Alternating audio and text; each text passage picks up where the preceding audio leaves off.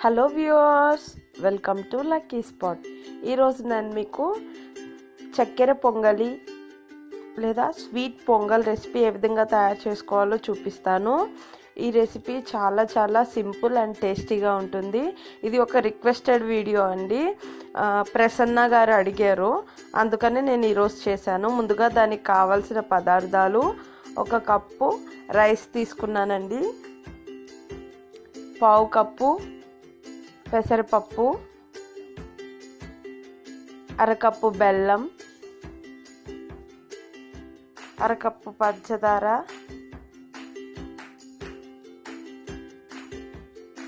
మూడు యాలకులు, కొన్ని కాజు, ఎండు కొబ్బరి చిన్న ముక్కలుగా కట్ చేసుకున్నానండి, కిస్మిస్. ఇది పచ్చకర్పూరం అండి, చాలా కొంచెం సరిపోతుంది. ఇదే మెయిన్ అన్నమాట. బటర్ లేకపోతే నెయ్యి.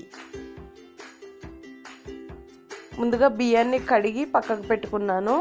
ఒక ప్యాన్ పెట్టుకొని అందులో పెసరపప్పుని మనం కొంచెం రెడ్గా అయ్యేంత వరకు వేయించుకోవాలి. ఎందుకంటే పెసరపప్పు వేగితే కమ్మదనం అనేది వస్తుందండి. ఇది కొంచెం రెడ్గానే వేయించుకోండి. దోరగా వేయించుకుంటే అంత కలర్ తెలీదు, అందుకనే నేను ఇక్కడ రెడ్గా వేయించుకుంటున్నాను. ఇది చాలా సింపుల్ రెసిపీ అండి. ఎక్కువగా మనం గుడిలో ప్రసాదంగా తింటూ ఉంటాము. నేను ఈరోజు మంగళవారం కాబట్టి నేను నా పూజ గదిలోకి నైవేద్యం కింద చేస్తున్నానండి ఈ చక్కెర పొంగలి. ఇప్పుడు స్టవ్ ఆఫ్ చేసేసుకుందాం. ఇక్కడ ఒక కుక్కర్ పెట్టుకొని అందులో కడిగి పెట్టుకున్న బియ్యం వేసుకున్నాను. అందులోనే వేయించి కడుక్కున్నానండి. ఇది కడిగిన పెసరపప్పు కూడా వేసేసుకుంటున్నాను.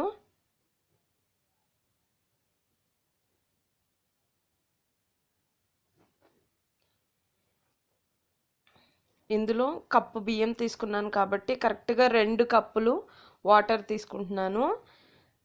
మూత పెట్టుకొని 3 విజిల్లు రానియాలండి. 3 అంటే 3 సరిపోతుంది.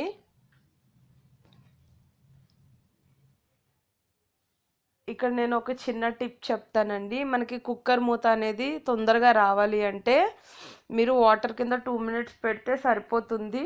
ప్రెషర్ అనేది పోయి తొందరగా వచ్చేస్తుంది. ఇక్కడ ప్యాన్ పెట్టుకొని అందులో బెల్లం, పంచదార, 1 కప్పు వాటర్ వేసుకొని పాకం పట్టుకుంటున్నాను.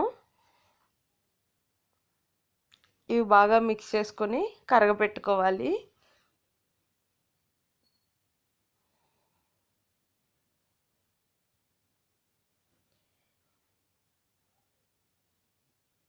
ఇలా తిప్పుకుంటూనే ఉండండి. కొంచెం బెల్లమను పంచదార కరిగితే పాకం అనేది వస్తుంది. చూసారా, పాకం వస్తుంది. ఇది మరి నీళ్ళ పాకంలా కాకుండా, అలానే మరి తీగ పాకం కాకుండా మధ్యలో పట్టుకోవాలి. చూసారా, ఇప్పుడు ఇది కూడా 3 విజిల్లు వచ్చేసి ఇది ఉడికిపోయింది. ఇలా తిప్పేసుకోండి మొత్తాన్ని. ఇలా తిప్పుకున్నాక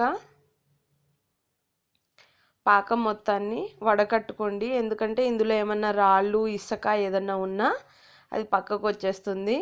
అందుకని వడకట్టుకున్నాము. వడకట్టుకున్నాక ఒక్కసారి మొత్తాన్ని తిప్పి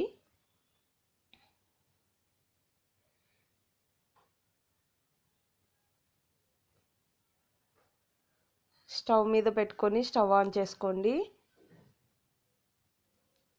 మీడియం ఫ్లేమ్లో 5 నిమిషాలు ఉంచుకోండి. ఈలోపు మనం ఎండు కొబ్బరి, కిస్మిస్, జీడిపప్పు వేయించుకుందాం. ఇవి కూడా నేను దోరగా కాదండి, కొంచెం ఎర్రగానే వేయించుకుంటున్నాను. కొంచెం కలర్ఫుల్గా కనిపించాలని వీటిని రెడ్గానే వేయించుకుంటున్నాను అన్నమాట.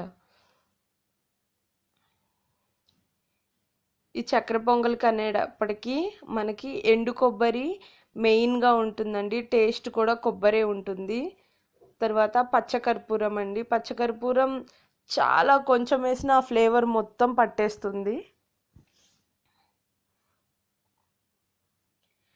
ఇప్పుడు ఇందులో చూసారా ఉడికిపోతూ ఉంది. ఇప్పుడు ఇందులో నేను యాలకుల పొడి, కొంచెం అంతా పచ్చకర్పూరం వేసేసుకున్నాను. వేసుకొని తిప్పుకుంటున్నాను. తర్వాత ఈ జీడిపప్పు, కొబ్బరి, కిస్మిస్ కూడా నెయ్యితో సహా వేసేసుకున్నానండి. బాగా తిప్పుకొని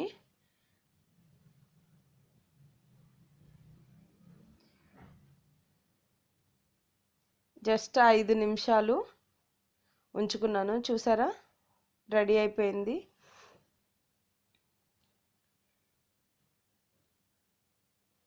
పర్ఫెక్ట్గా కుక్ అయిపోయింది. ఇప్పుడు స్టవ్ ఆఫ్ చేసేసుకుంటున్నాను.